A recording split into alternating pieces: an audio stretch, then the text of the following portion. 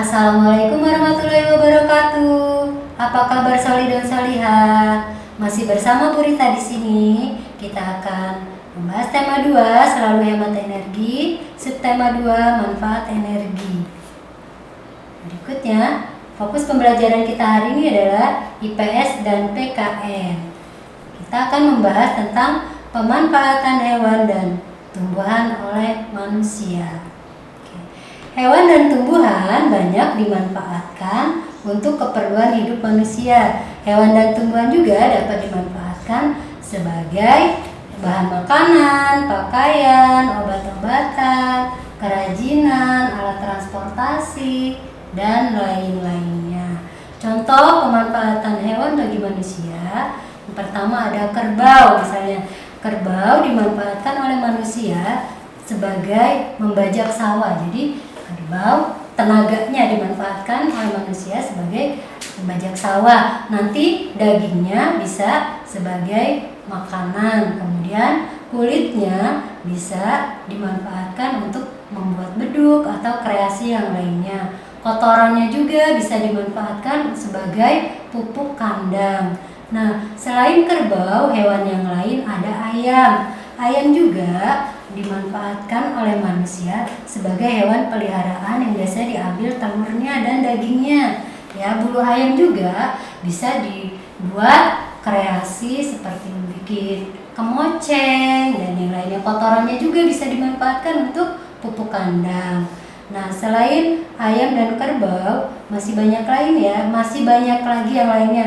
Kucing, kalau kucing hanya sebagai hewan peliharaan. Sapi, domba. Nah, kalau domba bulunya biasanya bisa dijadikan buat pakaian, dagingnya bisa untuk makanan, kotorannya juga bisa dijadikan sebagai pupuk kandang dan lain sebagainya. Kemudian contoh pemanfaatan tumbuhan oleh manusia juga beragam. Yang pertama itu ada contoh pohon pisang. Pohon pisang itu buahnya dimanfaatkan sebagai makanan atau buah-buahan, daunnya bisa dimanfaatkan untuk membungkus makanan dan yang lainnya. Kemudian ada bunga juga bisa dimanfaatkan sebagai dibudidayakan juga untuk menjadi tanaman hias. Biasanya kalau ada acara-acara seperti apa ya, pengantin atau nikahan ya, atau sunatan, biasa ada hiasan-hiasan dari bunga-bunga hidup.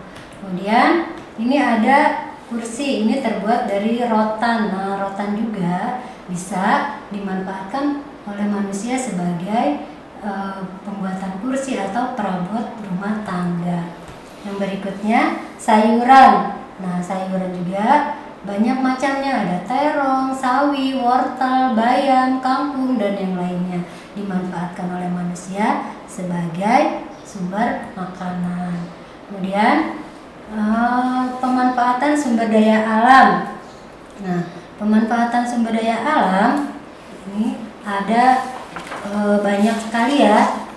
Selain dimanfaatkan untuk memenuhi kebutuhan sehari-hari, ada pula sumber daya alam yang dimanfaatkan untuk membantu kegiatan manusia. Contohnya seperti apa saja sih? Ya, yang pertama, kegiatan pertanian padi. Ada yang tahu dalam penanaman padi sumber daya alam apa saja yang dimanfaatkan? Ya, betul. Yang pertama ada matahari tentunya. Matahari sebagai untuk pertumbuhan padi. Kemudian ada apa lagi? Air. Ya, betul. Air untuk mengaliri lahan pertanian. Kemudian tanah sebagai media tanam. Kemudian ada kotoran hewan juga ya. Seperti yang tadi dijelaskan ya, ada kotoran hewan sebagai pupuk tanaman. Kemudian yang kedua, ada pembuatan ikan asin. Nah, pada kegiatan pembuatan ikan asin, sumber daya alam apa saja sih yang dibutuhkan? Ya, betul. Yang pertama panas matahari. Oke, panas matahari di sini berfungsi sebagai untuk mengeringkan ikan asin. Kemudian ada garam. Garam berfungsi untuk mengawetkan ikannya. Kemudian kayu atau bambu ya, sebagai bahan tempat untuk mengeringkan ikan asin. Kemudian kegiatan yang ketiga adalah pembuatan pakaian. Nah, apakah kalian tahu Apa saja sumber daya alam yang dibutuhkan? Betul, yang pertama tentunya dari kapas ya. Dari pohon kapas itu sebagai bahan baku utama pembuatan kain dan benang. Kemudian ada logam, logam di situ bahan baku untuk pembuat jarum jahitnya, gunting dan mesin jahit. Kemudian plastik, plastik adalah bahan baku untuk pembuatan kancing.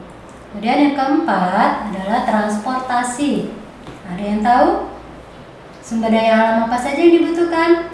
Betul, yang pertama ada logam. Logam bahan utama pembuat alat transportasi. Selain logam apa saja? Iya betul, minyak bumi atau bahan bakar ya. Bahan utama pembuatan bahan bakar pada alat transportasi.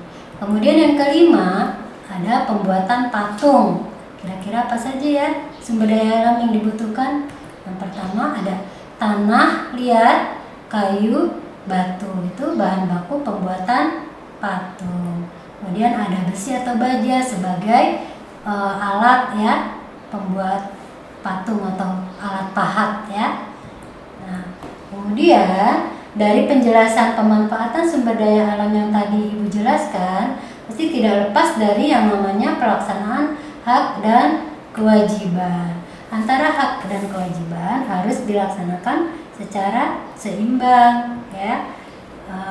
Kita harus melaksanakan kewajiban terlebih dahulu, baru kita boleh menuntut hak. Contoh di sini misalkan kita berhak menggunakan listrik, tapi sebelumnya kita juga berkewajiban untuk menghemat atau membayar tagihan listrik dan yang lainnya.